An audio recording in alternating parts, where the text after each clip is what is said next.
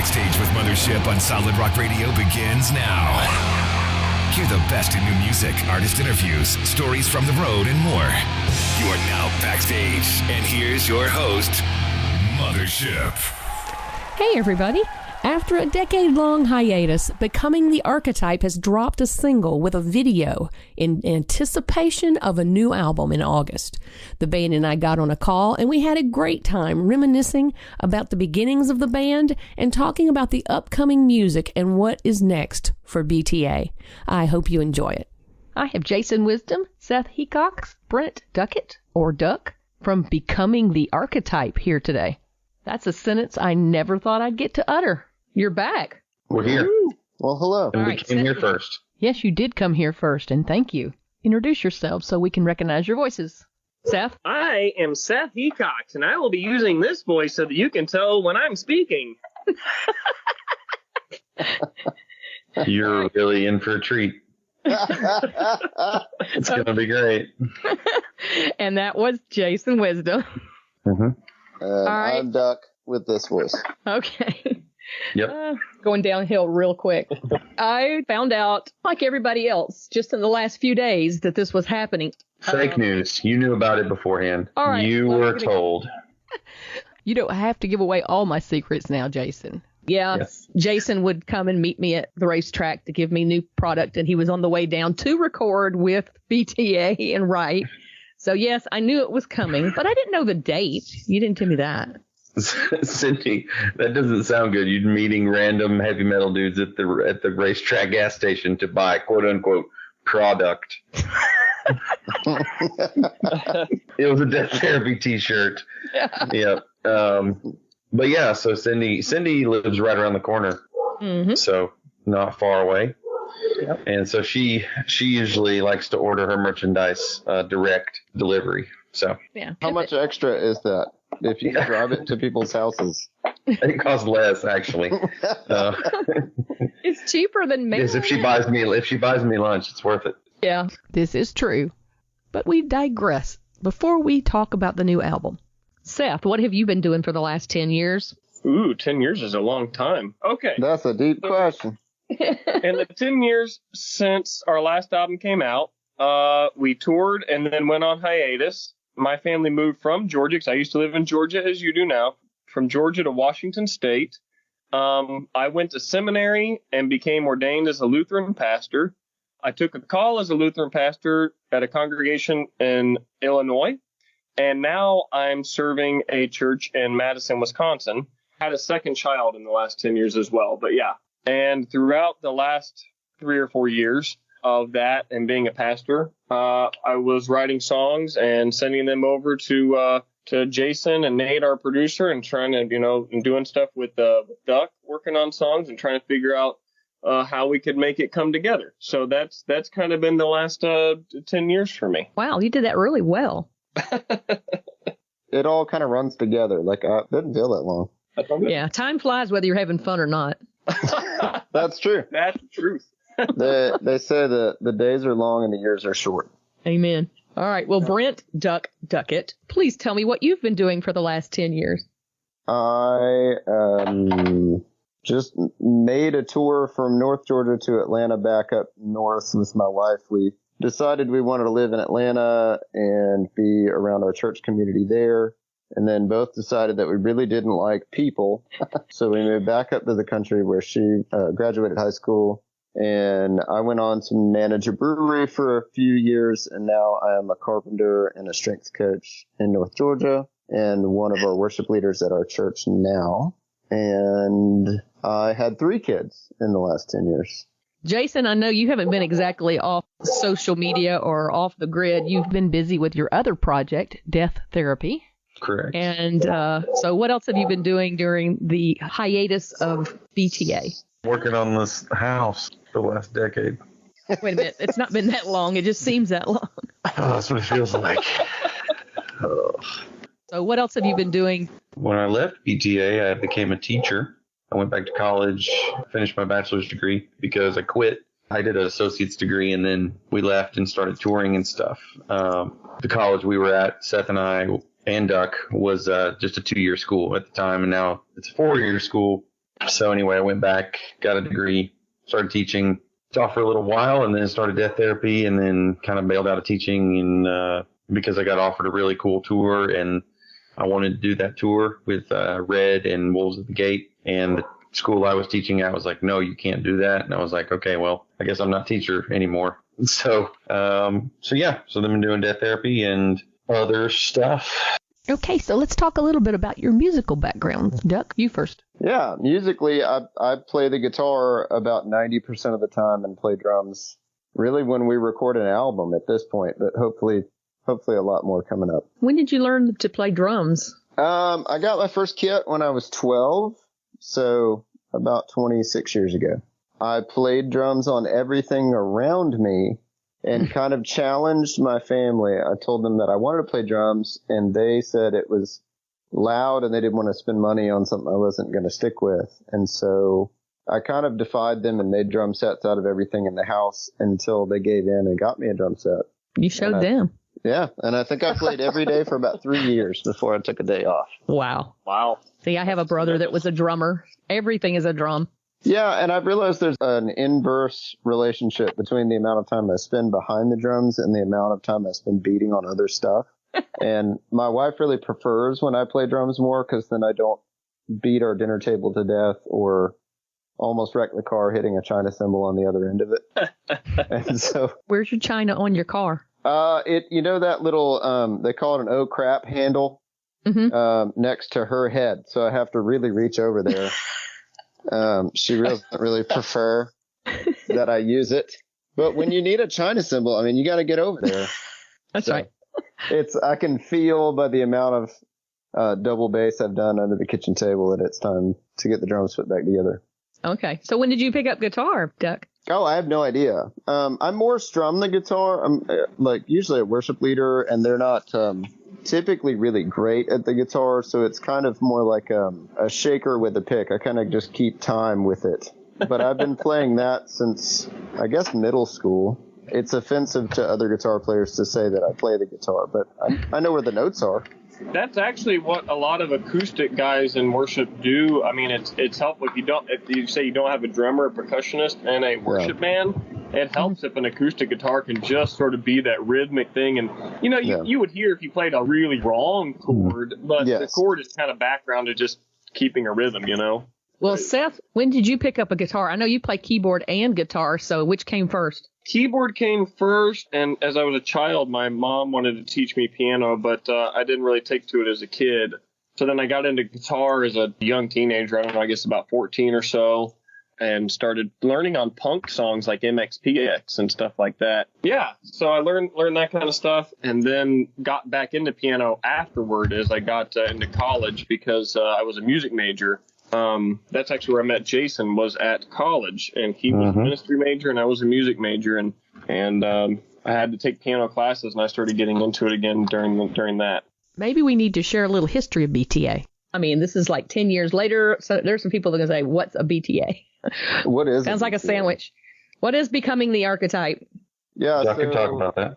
Yeah, so in August of 99, before probably half of the people listening to this were born, Jason and I were friends, and we were going to a small church near our house, and I wanted to play music real bad, and apparently there were some other guys that wanted to play there, and I prayed about wanting to be in a band and not knowing what to do about it. I figured I would just say, God, if it's something that I should be doing, help me out here. And I went inside, and somebody said, hey, do you want to play in the band? And I was like, well, that was quick. God has never answered me that quickly ever again. But some friends and I started tooling around in the basement, and this guy, Jason Wisdom, just kept showing up. He wasn't in the band. He didn't play anything, but he came to every practice. Still true. And he just, over a while, just infiltrated. At one point, he was the guy doing the vocals, and the other two guys that were involved doing that were not there anymore. And then a little while later, we lost a guy who'd been playing the bass, and Jason had just been sitting in the corner with a guitar with only like 2 strings on it, and had somehow learned to play all of the songs without ever playing a bass before. So he borrowed one from my girlfriend at the time and just said, do you mind if I try? And Jason and I met. We literally played every Sunday for probably about 4 years. And we went through different iterations of different guitar players, and we thought we were a hardcore band for a little while, and we all kind of sneered at metal, and then we decided we all liked metal, and then we took different directions. When it came time to actually move forward and be a very serious band, we needed another guitar player, and I remember Jason say, I have a friend in Seth Hecox. And I said, well, what does that mean? And he was like, he's got the equipment, and he knows how to sweep pick. And I said, okay. And there he was. And Seth just showed up, and he did have equipment and did know how to do it. And that's really what we needed at the time. And we. Yeah. But he also had a keyboard, and Duck did not like the keyboard and almost threw it out the window at one point.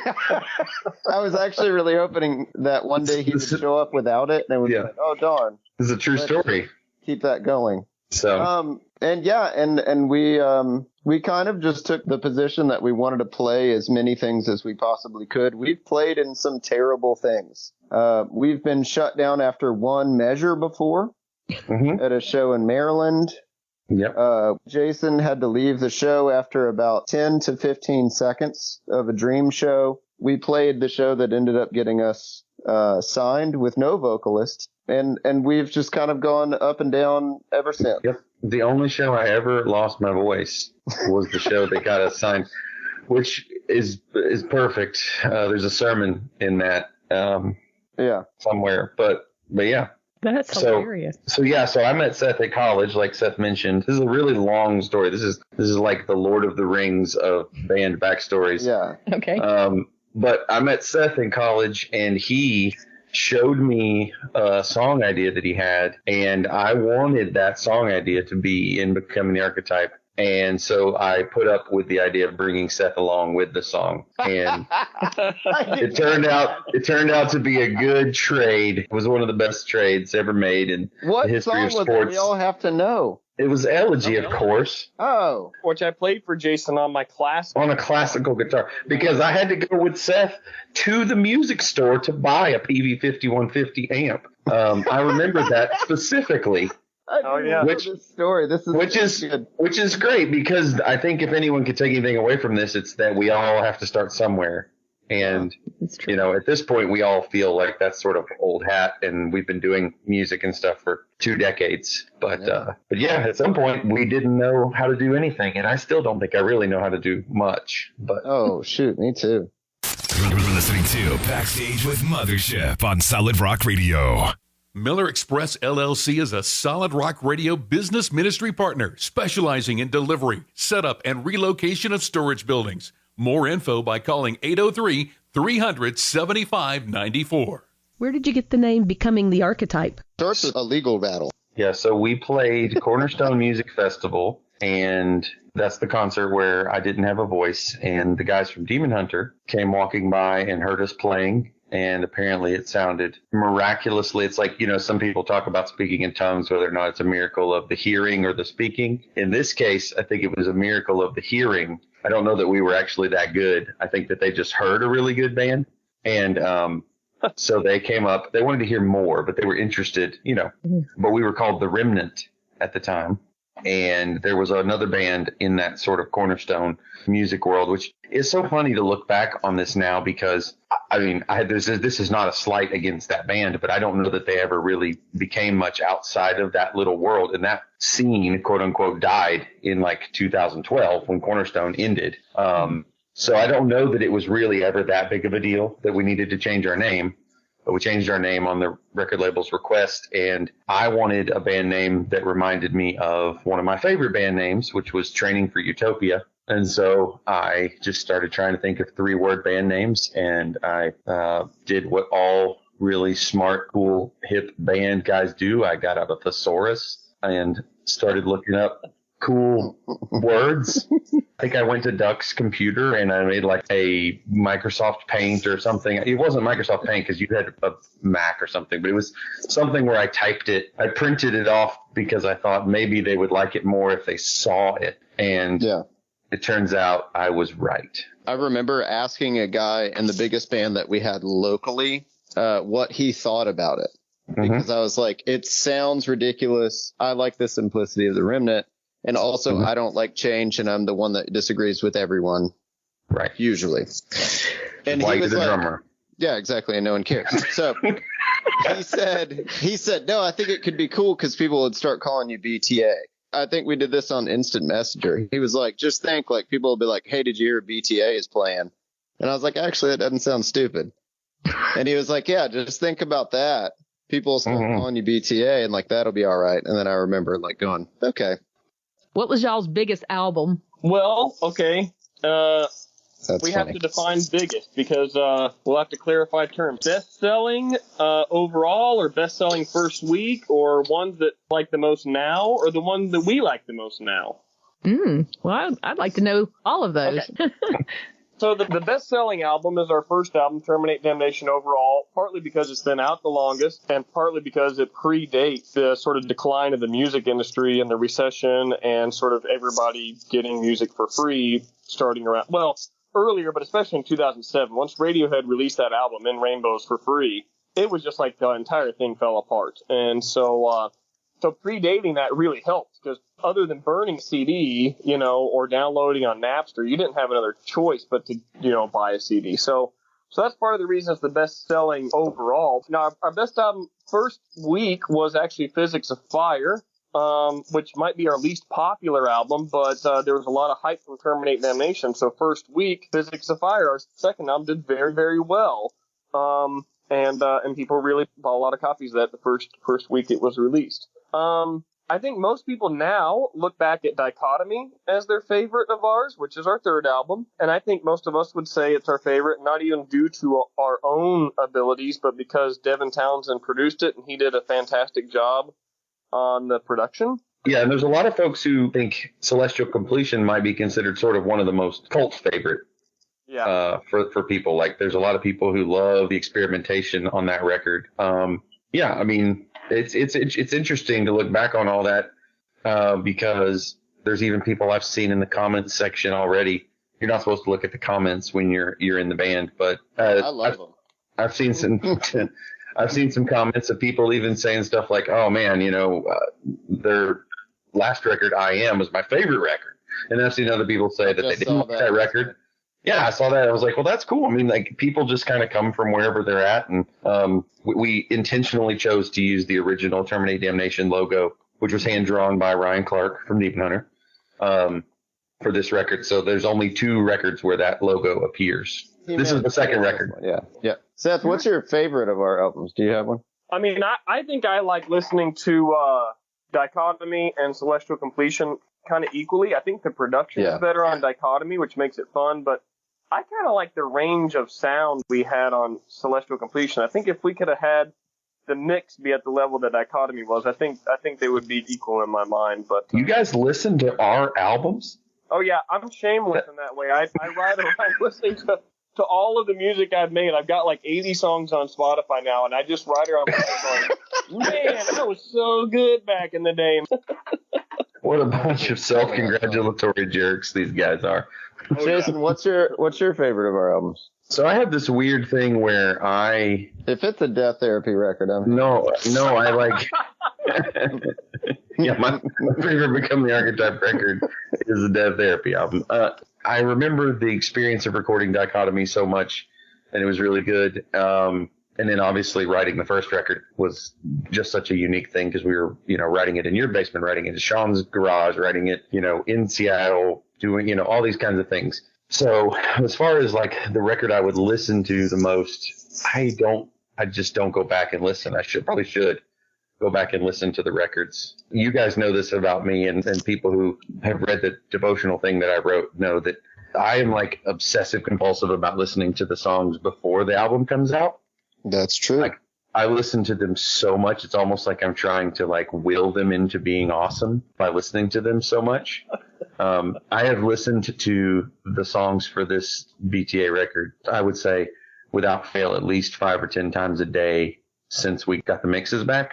So as soon as it comes out, like since The Lost Colony, the first single came out, I haven't listened to it, and I probably won't listen to it for another 10 years. It's done. Like, it's over at this point. Yeah. It happened. It was a thing. Okay. Let's see. Who hasn't given their favorite album? I really love Dichotomy.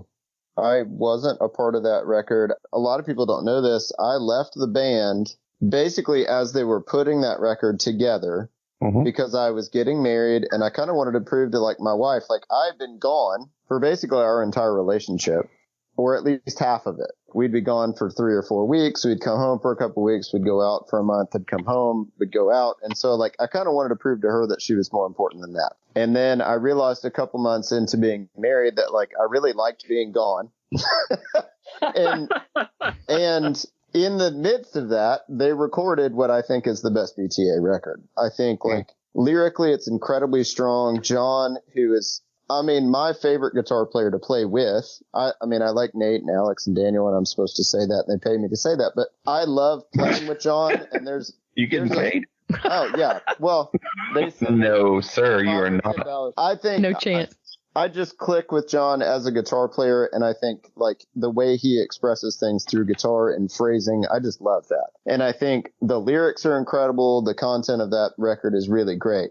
Now, following really close behind that, like Seth said, like, I think Celestial Completion sounds great. I think as far as making a record, it was my favorite one to play on. Yeah. Because our producer, Matt Goldman, is a drummer. And so alongside with like really caring about the sonic quality, the songwriting and everything, he was the first producer to ever challenge me on a part that I wrote. Meaning when I played a part, he said, "Now what is that you just did?" And I said, "Well, it goes like this." And he would go, "No, I don't think so." And I was like, "Well, it's my song." And he goes, "Well, it didn't yet." And I was like, "What? You tell me I can't play what I wrote for this song?" And he was like, "Well, my name's on it too." He said, "If you can convince me of the part that you're playing, then I'll let you keep it and we'll put it in." But it was the first time I had actually worked with a producer who made me really fight for the parts. And I think that was what I really enjoyed about working with Goldman, is that he wasn't just going to go, "Yeah, just play whatever you want." He wanted our songs to feel whole. And I think that's what Devin did on Dichotomy, but I wasn't there. And in terms of lyrical content on Celestial Completion, I just really fell in love with what Jason had done. And I honestly think, I think Jason is one of the best vocalists that exists in our genre. And I think he does an incredible job writing the lyrics and articulating it in such a way that you actually don't just feel like you're listening to someone gurgling. Like, you actually can tell that's what he's saying, and he really fights really hard to make sure you can do that. And so I love listening to both of those records. Let's parse that a little bit, because I would agree that he is one of the best vocalists, screaming. Yeah. However, the lyrics have ranged, in my opinion, all over the map in terms of quality. I think there's been a progression. I definitely prefer the lyrical content of like this or Celestial Completion over like Terminate Damnation or even Physics of Fire. Oh, yeah. By this, you mean the new album. Are consistently amazing. Yeah. Like, and I think we've all grown, hopefully, as musicians, but I just mean like lyrically, especially for those two albums that I was talking about. I would agree with Seth, and I would say that the relevance of that to the new album discussion is that because it was 2004, so we were writing, putting together the finishing touches for the first record. And I mean, we were just kids at that point. Oh, yeah. And Seth was, 19 or 20. And I can remember doing a tour or going up to record the record, and we were too young to get a rental car or something. Yeah. Nobody was 21. And so my point is the records, like the lyrics on that first record, were clearly of the time and reflect, just these were written when we were in high school. And, even though I might look back and sort of cringe at some of them, I think for some people, they were sort of at that same place. So I guess what I'm saying is by the time we get to this newest record, Celestial Completion and this newest record, I really had clear visions about what I wanted to do creatively. And I'm excited about it. And I guess I'm sort of hoping people have, sort of matured along with us and grown up with us, and it'll feel just right for them in that same way, Check us out on Facebook at I'm with Mothership. Okay, let's move into the good stuff. 2022, new BTA music. Mm-hmm. All of a sudden, y'all drop Lost Colony, and everybody's freaking out online. Everybody. Everyone Kung Fu fighting. That's exactly right. They all are. And yes. Daniel Gailey, polyrhythms, breakdowns. This song has it all. Tell us a little bit about it. It does have Daniel Gailey, and that's one of his shreddiest solos, which is funny to, again, something to see in the comments, because we didn't necessarily advertise. It's not in the song title featuring Daniel Gailey. We posted about it, mentioned his name, tagged him, and he posted about it. But people who are fans of Fiffer King and Phineas in particular, his other bands, Phineas, he does these kind of solos in his sleep. He's just a shredder. He's amazing. And so, yeah, it was super cool to have him jump on the track, even though he's too busy to, be a full-time part of the record. Super cool. I would agree with you. I think it has a little bit of everything, which is why we picked it to be the first song. One person I was talking to the other day said he felt like the song itself is a journey. It goes from sounding one way, and then it sort of morphs, and then it changes, and then it ends in a completely different way and takes you on a journey. And I think that's what we want people to understand, is where the whole album sits as well. The whole thing is a journey, lyrically as well as musically. So do I understand then this is a concept album? Yes.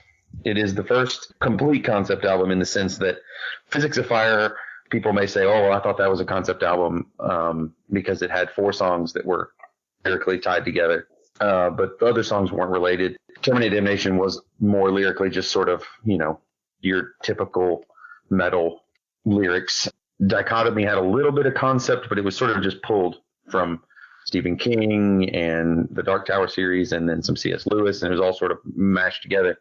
But no story. Celestial Completion was like, I had this picture of like, how can we create a lyrical thing that's metal, but it sounds very uplifting and positive at the same time. But with this record, it was like, I wrote a story. So there is a story, single narrative that goes from the first song to the last song, which I found really challenging and exciting. And challenging because it's hard to tell a story with music without it sounding really lame, like at certain points. Like, poetry has a way where you truncate phrases and you say things differently, and you change it up so that it doesn't sound like a story, a narrative. So yeah, it was challenging, but it was fun. And I think in the end, I'm really proud of the way this record sits lyrically for people to sort of dig into. It's hard to ask people in 2022 to listen to an hour-long album, but I'm hoping they'll give it a shot. It seems to be a sci-fi dystopian type thing. What can you tell us about it without giving too much away? It is sci-fi. That's all I can tell you. The end. The end. Interview's over. Good night, guys. Moving on. The album is called Children of the Great Extinction, correct? It is called that. And so there are children, and there is a great extinction. And or is there? That's that's the real mystery of what's going on. You're making this hard, Jason. Both visually and musically and lyrically, I think we were kind of on the same page of trying to acknowledge some of the realities in which we live in our current world, or kind of regardless of who you are and where you're at and what your views are. There's a lot of existential anxiety and even existential dread and terror that we all experience. So that this was a great song to sort of encapsulate some of that, because there's those lines, about existential terror. And I think it does a good job of kind of reflecting that reality we live in without having to say anything specific about our current situation, and it puts it in another context which people can latch onto in story form, which is a really, really good move lyrically, and I think conceptually for the album art and for the music video, and for even, we write the music before the lyrics are written. So it's not like we were writing music with these things in mind, but I do think there's an element to the tone of the riffs and the flow of the songs that reflects a little bit of that perspective. So what's interesting about that is this is the first record where I actually did complete the lyrics before the music was written, but it didn't influence necessarily the music per se. But I will say this without getting too deep into detail about the way it happened. The way we wrote the album, Seth lives in Wisconsin, so he would have to travel down. And Nate Washburn, our producer, who, Nate. Yes. Nate's awesome. He plays in the band My Epic, and I've worked with him with Death Therapy. Basically, Seth and Nate would just lock themselves in a room and write guitar riffs and ideas and stuff. So this record was one of the first ones where I feel like I kind of got to say, look at the riffs and the ideas and the parts and go, okay, well, here's where I'm going to do this vocal part, and here's where I'm going to. So it was the first time I got to do that versus with previous BTA albums, it was maybe just sort of like, okay, well, this is what the song is. And I mean, it's too crazy to try to change it too much. Other than maybe, a breakdown or something where it became all about the vocals. So I actually feel like in some ways this record to me is the most cohesive sounding other than Dichotomy, because Devin he retconned the cohesiveness by putting us into a room. We got, if you don't know this part of the story, we got to Canada. Devin's in Canada. It was absolutely beautiful where we were off the coast of Vancouver, and sort of was like, okay, so you guys ready to play the songs? And we were not ready to play the songs, to just jam the songs. We'd written a lot of it over email or whatever else. And so he put us in a room for, I don't know how many days exactly, but at least was it a week, Seth? Yeah, it was at least a week. Yeah. Like a week. Put us in a room and playing a click track over the speakers. And I guess what I'm getting at is I think that record became such a favorite for people because it just feels really, really cohesive. Like every detail is where it's supposed to be. Terminate Damnation is a lot of people's favorites because it's just super raw, and we ended up there's all kinds of stories we could tell, and we'll just talk forever, but like we were recording that record with a producer, and then at some point during the record the producer kind of stopped coming. John, who had a background in producing, would sit and record the stuff himself. So that record just is very raw, and it's just what a group of 19 to 20-year-olds came up with, I think that this new record, Children of the Great Extinction, is closer to Dichotomy in the way it feels as far as cohesiveness and the attention to detail and the way, Duck and I got together and we would work over some drum part ideas. And sometimes, I would have an idea that Duck hadn't thought of, and he would have an idea that nobody had thought of. And then, Nate would have some ideas because Nate can play the drums. He's a great guitar player, but he can play the drums a little bit. He's not a metal drummer, but, if you need some rock and roll, he can be your guy. But yeah, I'm really happy with the way it came out. Super cohesive sounding. I feel like there's no piece that feels forced.